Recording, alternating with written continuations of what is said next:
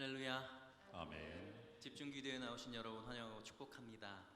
오늘도 우리가 하나님을 뜨겁게 찬양하고 주님을 갈망할 때에 이 예배 가운데, 말씀 가운데, 찬양 가운데 하나님이 크신 은혜 베풀어 주실 것입니다.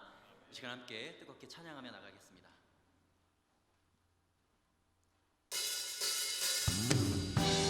박수 치시면서 찬양하겠습니다. 신실하신 하나님, 그 주님을 이 시간 함께 찬양하며 나갑시다.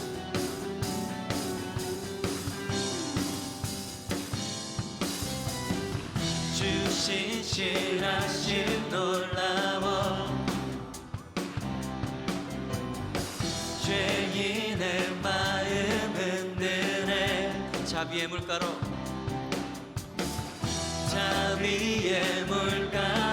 인도하시니 그 무엇도 끊지 못해. 주여 기억하소서. 주여 기억하소서. 주 백성 자녀들 신실한 주님의 약속. 주님의 은혜, 주님의 은혜 내게 넘치네. 나를 향한 주 은혜. 주님의 은혜, 주님의 은혜 내게 넘치네. 나를 향한 주 은혜. 선포합시다. 공의와 사랑 놀라워. 공의와 사랑 놀라워. 약한 자 들어쓰시네. 구원의 노래로, 구원의 노래로 인도하시니 만백성 함께, 만백성 함께 찬양해. 주여 기억하소서. 주 백성 자녀들 신실한 주님의 약속. 주님의 은혜, 주님의 은혜 내게 넘치네. 나를 향한 주 은혜. 주님의 은혜, 주님의 은혜 내게 넘치네. 나를 향한 주 은혜. 선포합시다. 주님의 은혜, 주님의 은혜 내게 넘치네. 나를 향한 주 은혜. 주님의 은혜, 주님의 은혜 내게 넘치네. 나를 향한 주 은혜. 주여 기억하소서. 주여 기억하소서. 주 백성 자녀들 신실한 주님의 약속. 다시 한번 고백합시다. 주여 기억하소서. 주여 기억하소서. 주 백성 자녀들 신실한 주님의 약속. 주님의 은혜 내게 넘치네. 나를 향한 주 은혜. 주님의 은혜, 주님의 은혜 내게 넘치네. 나를 향한 주 은혜. 선포합시다. 주님의 은혜, 주님의 은혜 내게 넘치네. 나를 향한 주 은혜. 찬양 중에, 찬양 중에 눈을 들어 주를, 아멘. 주를 보내 주를 보내 소망 중에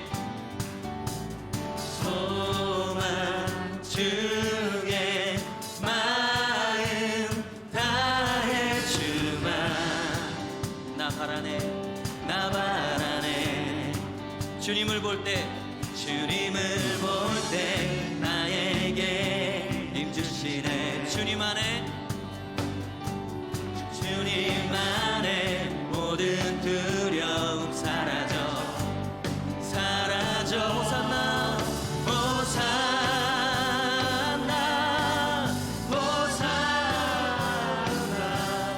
구원의 주 하나님 찬양 받으실 주 호산나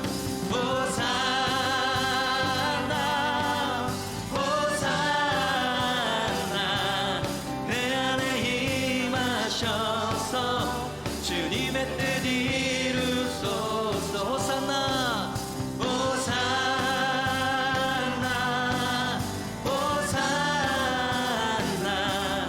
구원의 주 하나님 찬양 받으실 주 호산나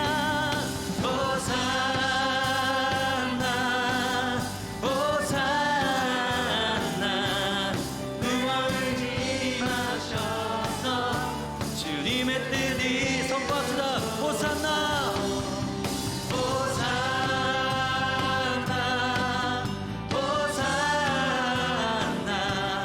구원의 주 하나님 찬양 받으실 주 호산나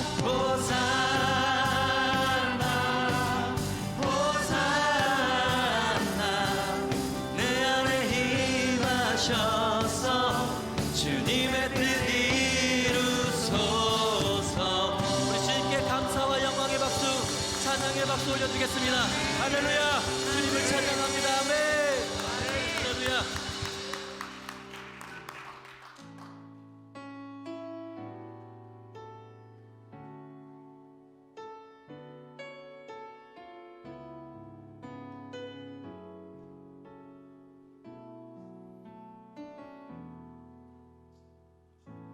안개가 날 가리워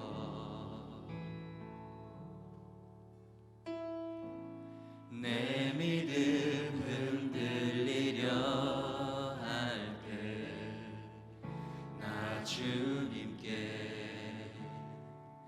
나아가네 주님은 산 같아서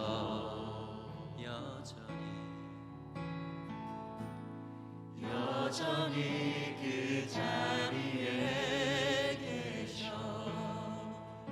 눈을 들며 보이리라 날 위한 그 사랑 주는 나의 도움이시며 주의 계획 영원하시네 주의 위험 앞에 믿음으로 순종해 예배드리니 주님께서 날 이끄시며 주가 항상 함께 하시네 주님의 사랑 안에 주의 사랑 안에 믿음으로 순종해 예배드리리 영원히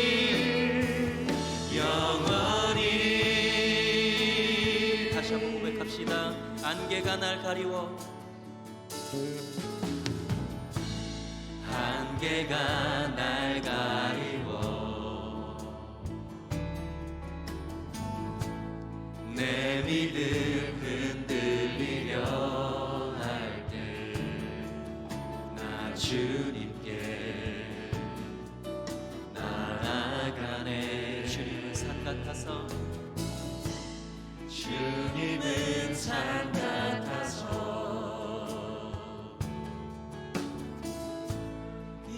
여전히 그 자리에 계셔. 눈을 들면 보이리라 날 위한 그 사랑. 주는 나의 도움이시며 아멘. 주의 계획 영원하시네. 주의 위엄 앞에 믿음으로 순종해 예배드리리.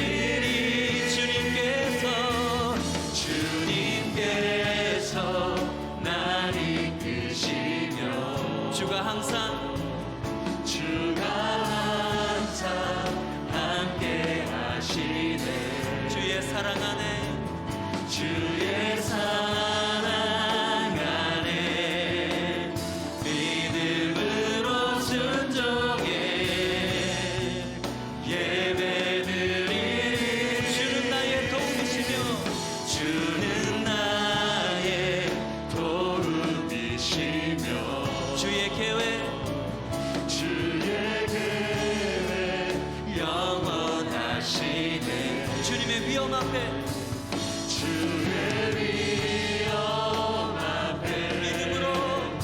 믿음으로 순종해 예배드리리. 주님께서 날 이끄시며 주님이 항상 함께 하십니다. 주가 항상 함께 하시네. 주의 사랑 안에 믿음으로 순종해 예배드리리. 영원히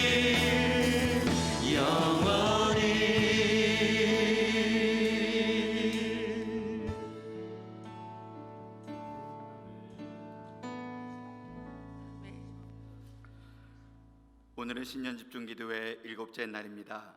이 시간 신수만 장로님 기도 인도해 주시겠습니다. 사랑과 자비가 풍성하신 은혜로우신 하나님 아버지, 지난밤에도 주님의 품 안에서 편히 쉬게 하시고 이렇게 새날의 첫 시간을 먼저 주님께 바치게 하시고 새 힘과 희망을 가지고 예배하게 하시니 진심으로 감사를 드립니다. 신년 집중 기도에 지난 한 주간을 은혜 가운데 잘 마치게 하시고 새로운 한 주간을 다시 한번 은혜를 사모하며 시작하게 하시니 또한 감사를 드립니다. 어두운 시대를 살아가는 저희들에게 다시 한번 말씀으로 무장하게 하시고 무엇보다 복음을 올바르게 이해할 수 있는 기회를 주셔서 진심으로 감사를 드립니다. 이 신년 집중 기도를 통하여 우리의 삶의 복음의 능력이 회복되어지게 하여 주시옵소서. 예수님을 나의 주, 나의 하나님으로 인정하며 고백하는 은혜의 시간 되게 하여 주시옵소서. 이 시간 1교구 동산지기 주님께 찬양 올려드립니다. 영광 받아 주시옵소서. 이제 저희들 마음 문 열고 말씀을 듣습니다. 시간마다 풍성한 복음의 말씀을 준비하여 전하시는 담임 목사님, 성령님 강하게 붙들어 주셔서 은혜로운 말씀 잘 전할 수 있도록 인도해 주시옵소서. 그래서 성도들 모두가 복음으로 무장하게 하시고 말씀 안에서 주님의 참된 제자가 되어서 세상 속 삶의 현장에서 그리스도인답게 하나님 자녀답게 살아갈 수 있도록 훈련시켜 주시옵소서. 이 시간 지금도 살아계시고 우리와 함께 하시는 예수님의 이름으로 기도드리옵나이다. 아멘.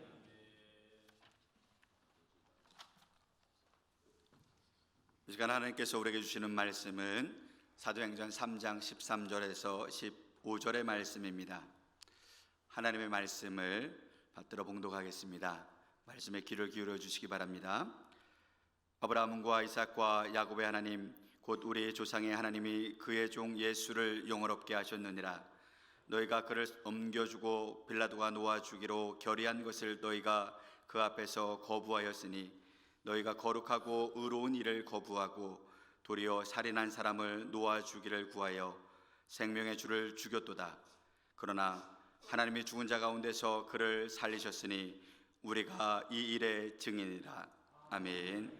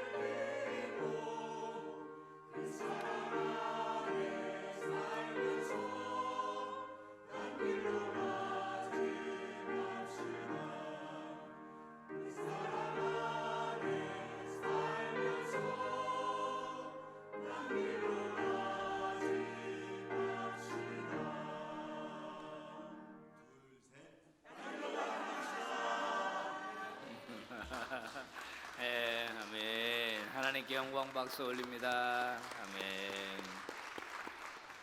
네. 오늘도 여러분 많이 나오셨습니다. 좌우에 계신 분하고 한번 인사합니다. 오늘도 나오셨군요. 네. 네. 은혜 많이 받기 바랍니다. 한 번 더 인사합시다. 네, 영상으로 예배하는 교우들 아직도 깨어서 아이들과 함께 예배하고 계시죠. 감사합니다. 우리 교회 모든 조직이 다 중요하지만은 이 동산지기들이 매우 중요합니다. 오늘 우리 일교고 동산지기들 진심으로 제가 축복하고 여러분이 맡으신 동산들 잘 좀 세워주시기를 바랍니다. 한번 기도하겠습니다. 거룩하신 하나님, 집중기도회로 모이게 하시면서 특별히 하나님 나라 복음에 대하여 저희들이 깊이 들여다볼 수 있게 해주신 것을 감사합니다. 그냥 무작정 믿는 예수가 아니라, 그냥 무작정 다니는 교회가 아니라 잘 배우고 잘 알고 잘 깨달아서 믿음의 기초 위에 든든히 서는 저희들이 되게 하여 주시옵소서. 예수님 이름으로 기도 올리옵나이다. 아멘. 오늘은 사도들이 선포한 복음, 이것을 두 번으로 나누어서 말씀을 증거하겠습니다. 오늘은 그 첫 번째입니다. 예수님께서는 자신의 죽음이라고 하는 이 십자가 죽음의 의미를 뭐라고 가르쳐 주셨냐면은 이것은 대속적인 죽음이다. 즉 인간의 죄를 대신 사하기 위한 죽음이다. 내가 인류를 위한 제물이다라고 말씀하셨고, 그로 인해서 새 언약이 체결이 되었다 말씀하셨습니다. 예수님의 죽음으로 맺어진 죄사함, 다시 예수님의 죽음으로 깨끗해진 죄사함, 그리고 예수님의 언약을 통해서 우리는 하나님 나라 안으로 들어갈 수가 있게 된 것입니다. 자, 그런데 예수님의 죽음을 로마인들은 어떻게 봤을까요? 로마인들의 관점에서 보면은 예수님의 죽음은 반란죄에 해당이 됩니다. 유대 청년이 로마를 뒤집고 스스로 독립국가를 이루기 위하여 반역 운동을 하다가 처형당한 걸로 본 겁니다. 왜냐하면 십자가 죽음이라고 하는 것은 아무에게나 언도하는 게 아니거든요. 특별히 이 모반죄, 국가 모반죄를 지은 사람에게는 이 십자가형을 언도했습니다. 여러분, 마지막 사형을 시킬 때요, 최고의 자비는 빨리 끝내는 겁니다. 고통을 느끼지 않게 하는 건데, 십자가는 정말 처절한 고통을 안겨다 주는 그런 형틀이니까 로마인들은 자국민에게 십자가형을 언도하지 않았다 그러잖아요. 너무 처절하니까. 로마인의 관점에서 보면은 예수님은 반역자입니다. 그러면 유대인의 관점에서 보면 예수님은 누구였을까요? 예수님은 거짓 선지자였던 겁니다. 자기를 하나님의 아들이라고 공공연하게 주장했습니다. 유대인의 입장에서는 받아들일 수 없는 주장입니다. 하나님은 홀로 한 분이시니 유일신, 이 세상에 하나님 외에 다른 신이 없느니라, 이렇게 율법에 기록이 되었고, 그렇게 배웠던 유대인들의 입장에서 아니 하나님이 아들이 있다, 또 다른 하나님이 있다는 것은 받아들일 수가 없었던 겁니다. 거기다가 성전이 무너질 거다, 내가 사흘 만에 다시 짓겠다, 이런 이야기를 하는 이 신성 모독죄, 성전 모독죄를 지었던 거짓 선지자에 불과했습니다. 그래서 예수님을 죽일 여러 방법이 있었지만은 십자가에 달리게 해서 죽게 한 것은 아주 고도의 술책입니다. 여러분들, 유대 종교 지도자들이요, 예수를 죽일 방책을 모의했다고 하지 않습니까? 모여서 무슨 논의를 했는지는 성경에 기록되어 있진 않지만 예수님을 십자가에 달려 죽게 하려고 했던 것을 보면 고도의 계략이 그 안에 숨겨져 있거든요. 일단 여러분, 신명기 13장 1절부터 5절, 오늘은 성경을 좀 많이 봅니다. 오늘 내일 여러분 좀 천천히 따라오시기를 바라요. 자, 신명기 13장 1절부터 5절 말씀 천천히 읽어봅니다. 시작. 너희 중에 선지자나 꿈꾸는 자가 일어나서 이적과 기사를 내게 보이고 그가 내게 말한 그 이적과 기사가 이루어지고 너희가 알지 못하던 다른 신들을 우리가 따라 섬기자고 말할지라도. 자, 이 부분만 보면은 선지자나 꿈꾸는 자가 일어났다, 그가 기적을 베풀었다, 그리고 그 기적이 이루어졌다, 그렇다고 할지라도 다른 신을 따라 섬기자고 말하면, 자, 읽어봅니다. 시작. 너는 그 선지자나 꿈꾸는 자의 말을 청종하지 말라.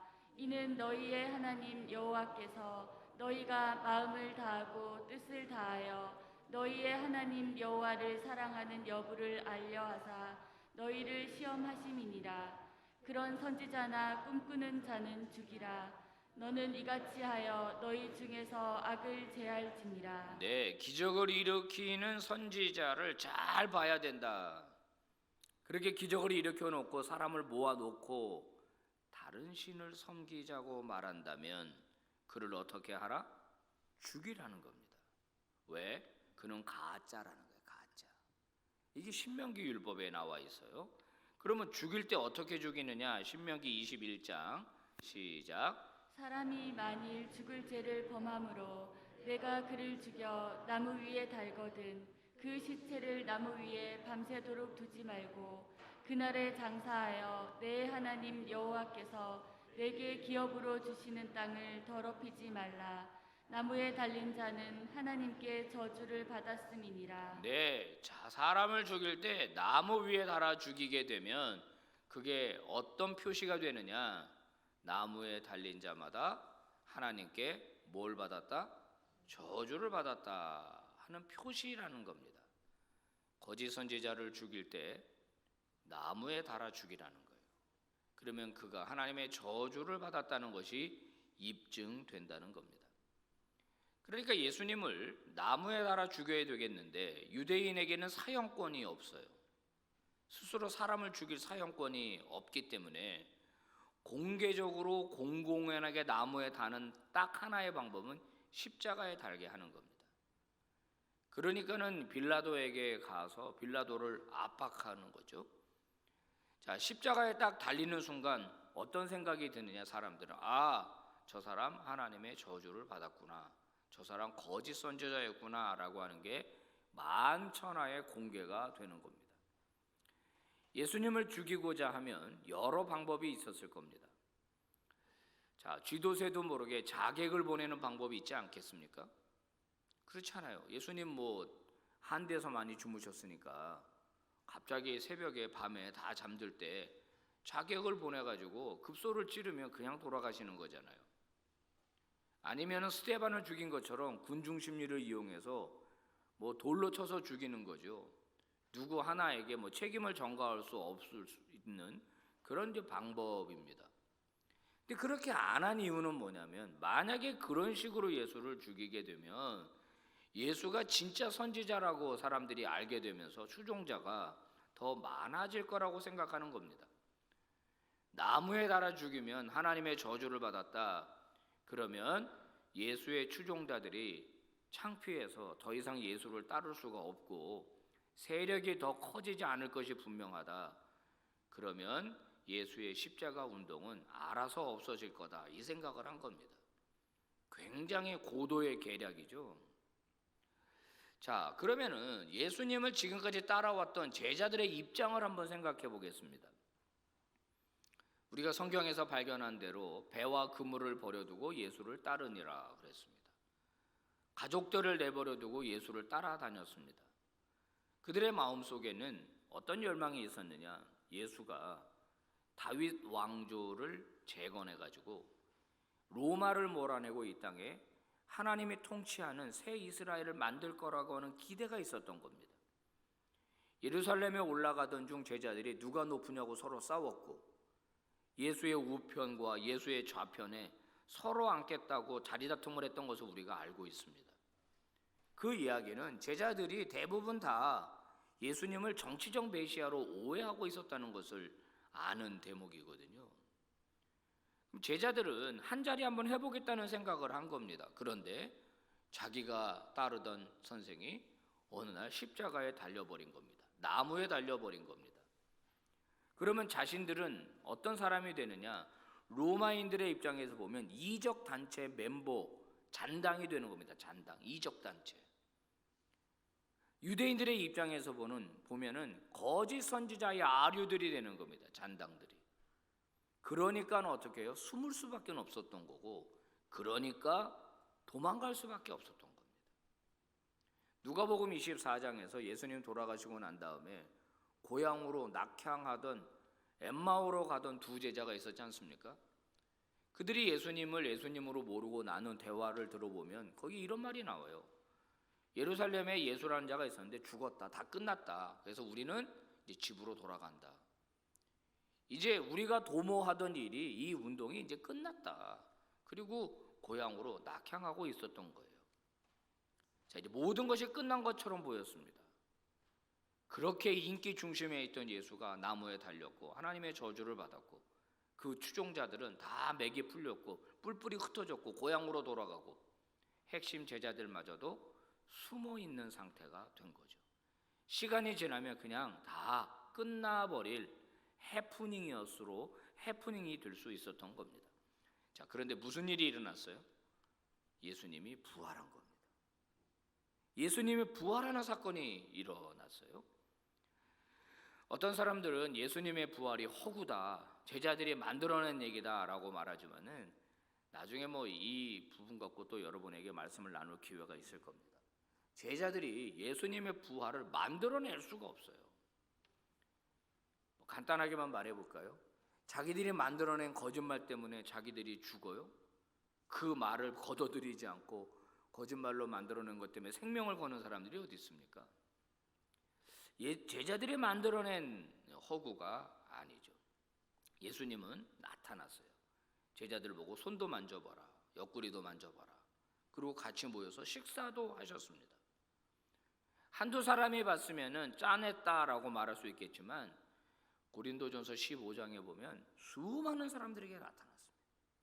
수백 명에게 나타나셔서 본 사람이 한둘이 아니었던 겁니다.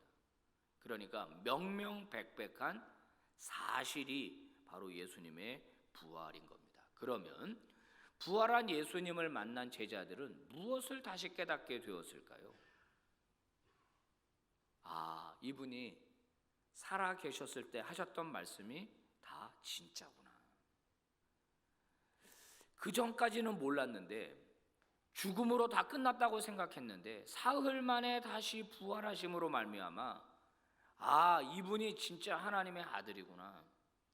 분명히 죽는 거 봤고 몸이 축 처지는 거 봤고 옆구리를 창으로 찌른 거 다 봤는데 그래서 염해가지고 무덤 안에 집어넣었는데 그분이 무덤을 열고 다시 살아났다는 거는 이건 도대체 어떻게 설명을 해야 되느냐. 사람이 할 수 있는 일은 아니다. 하나님께서 하나님의 생명을 그에 불어넣어 주셔서 그가 부활한 것이다. 이렇게 알게 된 겁니다. 예수님의 부활 사건은요, 그의 죽음의 의미를 완전히 새롭게 하셨습니다. 유대인들이 생각한 대로 하나님의 저주를 받아 나무에 죽은 게 아니었어요. 예수님이 최후의 만찬에서 떡을 들어서 자신의 몸이라고 말씀하시고 잔을 들어 자신의 피라고 말씀하시면서 자신의 죽음으로 새 언약을 체결한다라고 했던 그 모든 말씀이 다 찐이 된 겁니다. 찐. 젊은 친구들이 이야기하듯 옳은 말이 된 거예요. 옳은 말. 아, 진짜 하나님의 아들이었구나. 저분이 우리를 위하여 대속제물이 되셨구나. 그리고 하나님의 아들로 진짜 다시 살아나셨구나. 저분이 성경에서 말한 메시아가 맞구나. 구원자가 맞구나 하는 것을 알게 된 겁니다. 자, 우리가 공부한 대로 예수님은 줄기차게 하나님의 나라를 외치셨습니다. 시작부터 끝까지 부활하고 나서도 하나님의 나라를 외치셨어요. 그런데 제자들은 하나님의 나라를 외쳤다라는 기록이 나오지를 않아요. 요한복음에만 봐도 안 나와요. 요한복음이 제일 늦게 쓰였거든요. AD 90년경에 모든 제자들 다 죽고 맨 마지막에 쓰인 주로 이 헬라 문화권에 있는 사람들에게 복음을 증거하기 위한 목적으로 쓰인 것으로 우리가 그것을 요한복음을 그렇게 해석을 해요. 저 후대로 갈수록 하나님의 나라가 안 나오는 거예요. 사도행전만 보더라도 예수님 돌아가시고 얼마 안 된 상태인데 여기도 보면은 초대 교회의 상태가 세밀하게 기록되어 있는 사도행전에도 이 제자들의 설교들이 많이 있는데 예수님이 전한 하나님의 나라는 많이 나오지를 않아요. 바울 서신도 마찬가지고. 대신에 하나님 나라 대신에 제자들의 입에서 무슨 워딩이 나오냐면 예수님의 죽음과 부활을 선포해요. 예수님의 죽음과 부활. 하나님 나라 대신에 예수님의 죽음과 부활을 선포하는 겁니다. 고린도전서 15장에 있는 말씀 또 우리 한번 읽어보겠습니다. 시작. 형제들아, 내가 너희에게 전한 복음을 너희에게 알게 하노니 이는 너희가 받은 것이요 또 그 가운데 선 것이라. 너희가 만일 내가 전한 그 말을 굳게 지키고 헛되이 믿지 아니하였으면 그로 말미암아 구원을 받으리라. 자, 바울은 고린도 교회에게 내가 너희에게 전한 복음, 너희가 그 복음을 받았다. 그래서 그 복음을 굳게 지키면은 그것을 바르게 믿으면은 이로 말미암아 구원을 얻게 될 거다라고 말했습니다.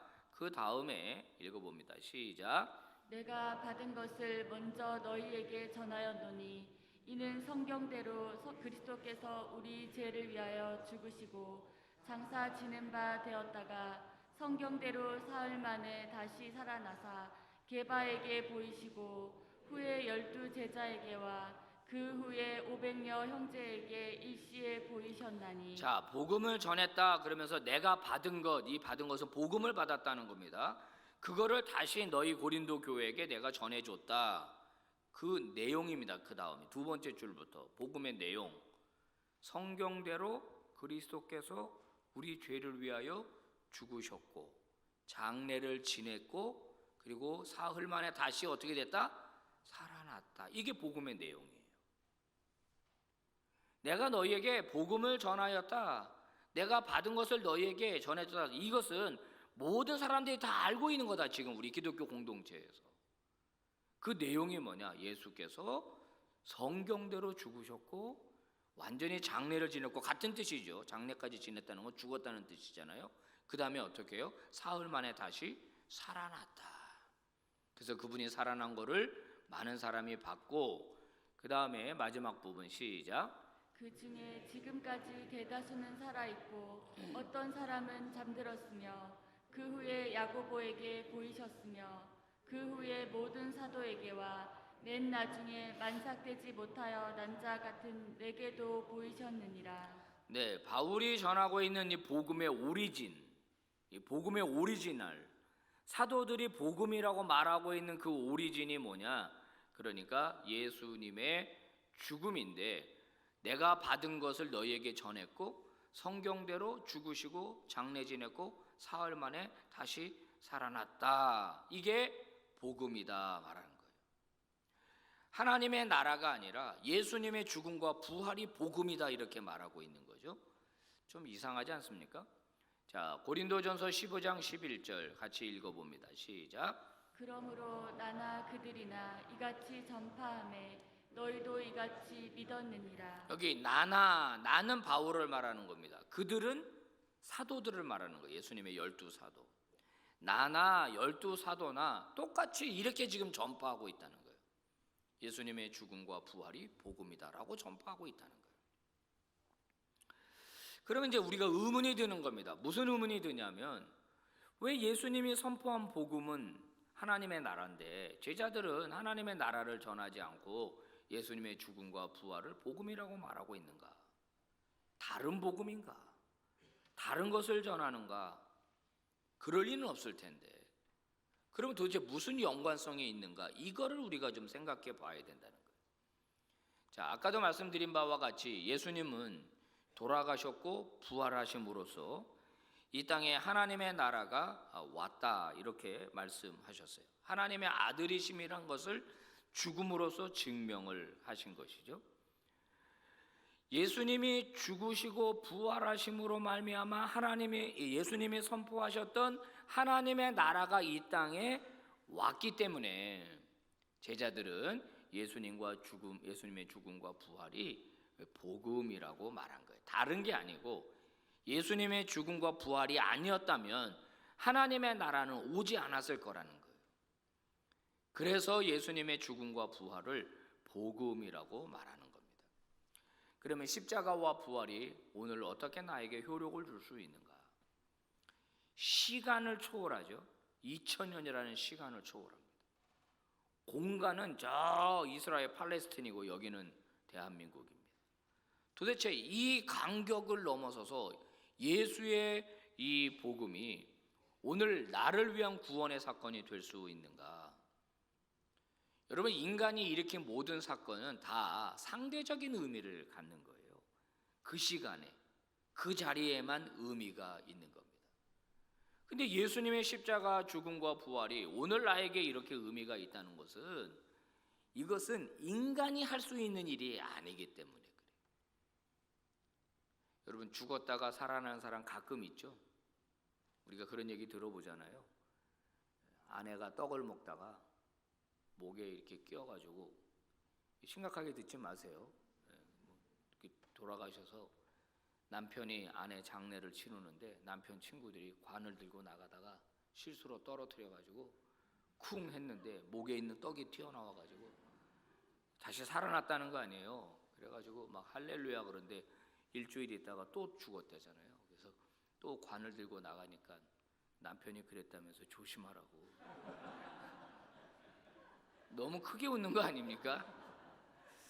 그런 남편이랑 살고 있다고 그러더라고요. 하여튼간 뭐 조심하라고, 떨어뜨리지 말라고 뭐 그런 얘기가 있다. 다시 살아나는 경우는 있는데 또 금방 이제 죽잖아요.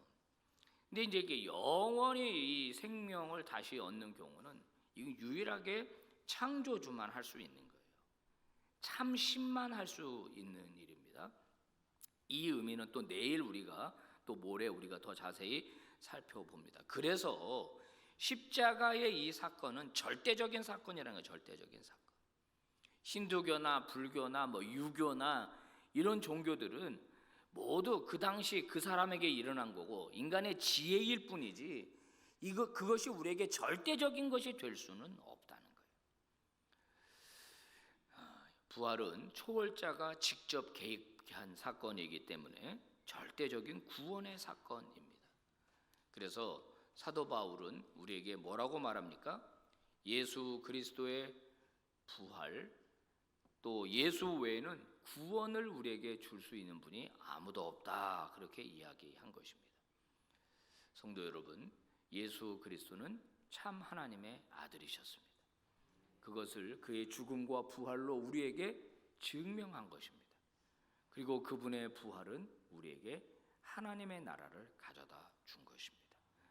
여러분, 유일한 구원자 예수 그리스도를 강하게 붙드시고 또 예수님의 죽음과 부활이 우리에게 얼마나 큰 것을 가지고 왔는가, 그것을 깊이 깨닫고 믿음의 기초 위에 든든히 설 수 있게 되기를 주의 이름으로 축복합니다. 기도하겠습니다. 하나님 아버지, 감사합니다. 오늘도 하나님 앞에 모여서 예배하며 은혜 받게 하신 것을 감사합니다. 아버지, 신년 집중 기도회를 통하여 복음의 의미를 분명하게 깨닫고 믿음의 반석 위에 든든히 서는 저희 모두가 되게 하여 주시옵소서. 예수님의 죽음과 부활이 우리에게 무엇을 가져다 주었는지, 왜 제자들은 예수님의 죽음과 부활을 복음이라고 외쳤는지를 바르게 깨달았습니다. 아버지여, 바르게 알고 바르게 믿는 저희 모두가 되게 해 주시옵소서. 존귀하신 예수님 이름으로 간절히 기도 올리옵나이다. 아멘. 예배 마쳤습니다. 개인적으로 기도 마무리하시고 오늘도 은혜 중에 하루를 잘 살기를 바랍니다. 감사합니다.